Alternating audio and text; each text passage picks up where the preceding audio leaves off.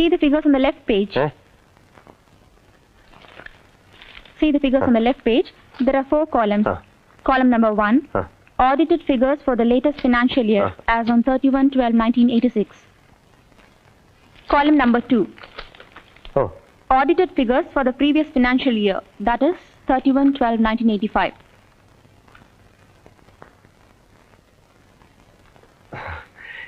ഇങ്ങേ ഇരിക്കാൻ ഒന്നും കിടക്കൂലേ?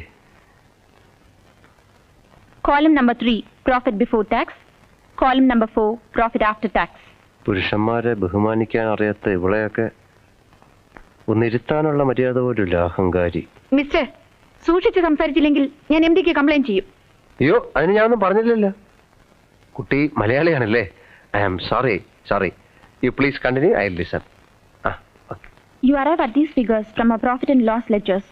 There are some previous banks. I'm sorry. Are you mad, Farad? Stupid. Sorry. I'll ask the peon to take you to the storeroom. Okay. ഏത് type വീട് വേണമെന്ന് ചോദിക്കുന്നു. വീട് നല്ല വീടായിരിക്കണം. ബെഡ്റൂം ഒന്ന് പോരല്ലേ? രണ്ടു തന്നെ ആയിക്കോട്ടെ. പിന്നെ അതിഥികളൊക്കെ വന്നാൽ ഇരിക്കാൻ നല്ലൊരു ഹാള് അത് വേണം.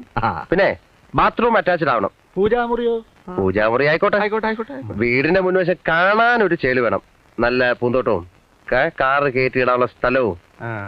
അപ്പൊ എല്ലാ സൗകര്യം ഉള്ളൊരു വീട് വേണമെന്ന് അർത്ഥം. അത് തന്നെ. നിങ്ങൾ ഈ പറഞ്ഞ സൗകര്യമൊക്കെ ഉള്ളൊരു വീട് വേണമെങ്കിലേ മാസം ഒരു 2000 രൂപ വാടകയാവും.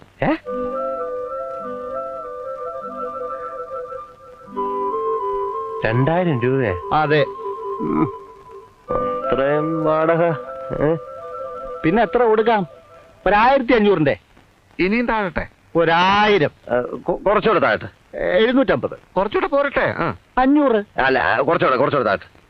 ഇനി എവിടം വരെ താഴണം പറ. ഒരു 150 വരെ. 150. 2 ബെഡ്റൂം, പൂന്തോട്ടം, കാറ് കയറ്റിയിടാനുള്ള സ്ഥലം, ബാത്റൂം അറ്റാച്ച്ഡ്, AC, 150 രൂപ വാടക. വാ, പറ്റിയ സ്ഥലമാണ്. അങ്ങനെ പവനായി ശവമായി. എന്തൊക്കെ ബഹളമായിരുന്നു. മലപ്പുറം കത്തി, മെഷീൻ ഗണ്ണ്, ബോംബ്, ഒലക്കര മൂട്. ആ CID-കൾ ചില്ലറക്കാരില്ലെന്ന് ഞാൻ അന്നേ പറഞ്ഞല്ലേ. ബിസിനസ് ഇനിയും തുടരാൻ പറ്റുമെന്ന് തോന്നുന്നില്ല. സാർ ചായ? നിന്നോട് ഞാൻ ചായ ചോദിച്ചോടാ കുഞ്ഞിരാമ, കൊണ്ടുപോടാ.